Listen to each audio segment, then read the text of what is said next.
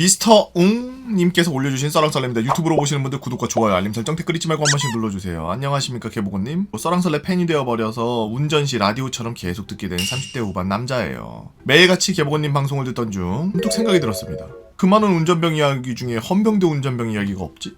그래서 헌병대 운전병으로 전역한 저의 썰을 풀어보고자 글을 한번 써봅니다.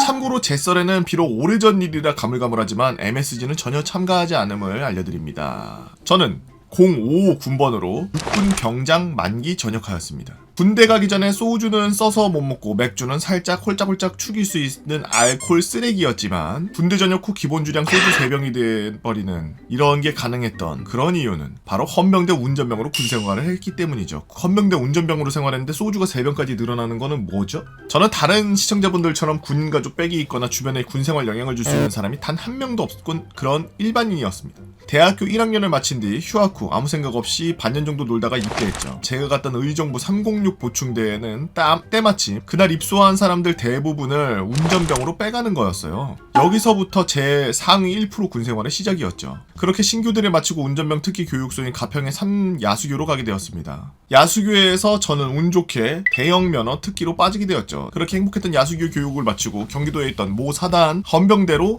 배정받게 됩니다. 헌병이란 병과가 간 2등병인 저에게 너무 무섭게 느껴졌고 이제 정말 제대로 된 군생활이 시작이구나, 나 이제 죽었다라고 생각을 했지만 후에 행복한 군생활이 펼쳐지는데 자대에 도착하니 인자 신추 임원사분과 무섭게 생긴 선임들을 마주하였습니다. 다른 사단 헌병대는 모르겠지만 제가 속해 있던 사단 헌병대는 운전병들이 다 헌병대 소속으로 헌병병과 교육을 받아야지만 받을 수 있는 헌병대 기수까지 가라로 받을 수도 있었습니다. 헌병대들은 이 기수로 입대 날짜가 같은 달이어도 기수가 위면 선임으로 대우해줘야 됐죠. 그래서 10월 군번이었던 저는 같은 10월 군번인 후임이 4명이나 더 있었습니다. 그렇게 대형 면허 버스 운전병이었던 저는 헌병, 특별, 경호대, 지금은 특임대, 미니 콤비 버스 운전병으로 가게 되었죠. 그렇게 2등병으로 2달 정도 군생활하던 중 어느 순간 엉덩이꼴 꽁지뼈 위에 피부에 종기가 생겼고 그거가 터지고 다시 부풀고 터지고 부풀고 터지고 반복하며 매일같이 전투복 바지를 피로 적시는 일이 수두로 빽빽해서 수도통합병원에 가서 진찰하니 모소낭염이라는 확진을 받고 수술 및 입원해서 2달간 군병원에서 지내고 일병을 달고 다시 부대로 복귀했습니다.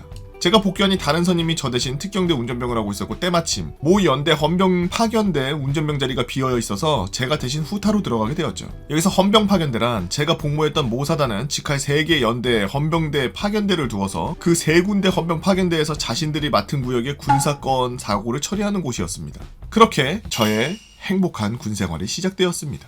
헌병대 수사과 차량은 외부 활동 및 군 범인들을 잡기 위해 최대한 민간인처럼 보이기 위해서 싸제 차를 끌고 다녔었는데 거기에 사복에 핸드폰, 이게 바로 DP조 운전병 버전이었습니다. 제가 파견가에 있던 파견대는 타 대대에 컨테이너 박스를 설치해 내무실, 수사과를 꾸며서 그곳에서 생활했죠. 거기에다가 파견대에서 따로 관리하는 외부로 갈 수 있는 쪽문도 있었고요. 파견대에는 병사는 3명, 간부는 수사관 중사 1명, 파견대장 준이 1명, 이렇게 5명이 함께 근무했습니다. 근데 간부들은 직업군인이지 않습니까? 5시면 퇴근해야죠. 5시 되면은 간부들은 퇴근하고 파견대에는 병사 3명만 덩그러니 남습니다. 완전 자유입니다. 게다가 저희 군생활은 타대대에 있고 간부들은 8시 돼서나 오기 때문에 저희는 점호라는 것이 없었고 정말 너무나도 자유로운 생활을 누렸습니다. 첫날 저녁 선임이 저 왔으니 화장실을 해야 된다는 거예요. 그렇게 선임이 저에게 핸드폰을 달라고 하고 어디론가 전화합니다. 네, 사장님, 여기 현파대인데요, 족발보쌈 반반 세트랑 오시면서 대꾸리 하나요?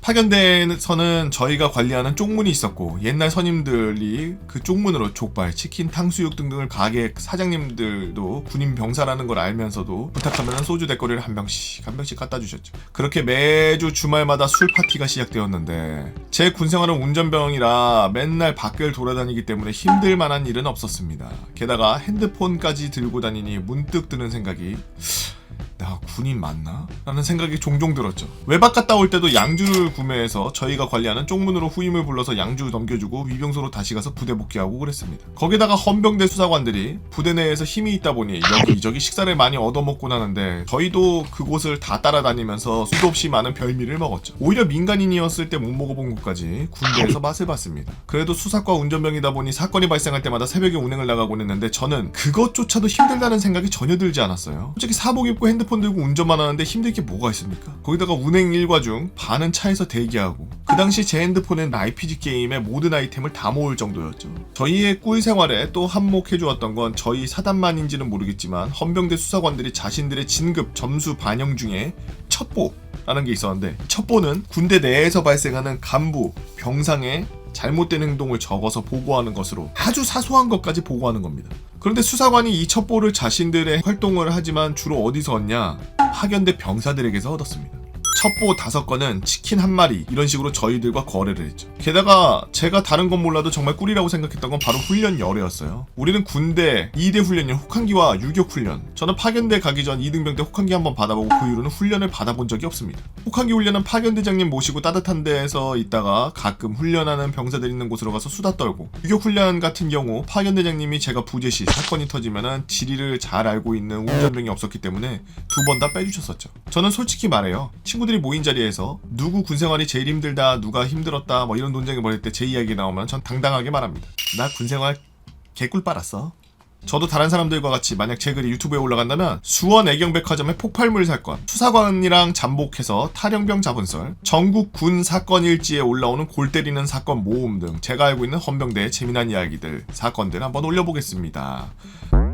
읽는 내내 머릿속에 봤었던 드라마인 넷플릭스의 DP가 계속 떠오르네요. 뭔가 군생활이지만 뭔가 꿀 빨았다고는 할 수 없는 뭔가 그런 바쁜 일정을 소화하면서, 그러면서 사회와 어느 정도 섞여 있으면서, 사회인 같은 그런 것들이 섞여 있으면서 그런 이런저런 약간 낭만 같은 것들이 느껴지는.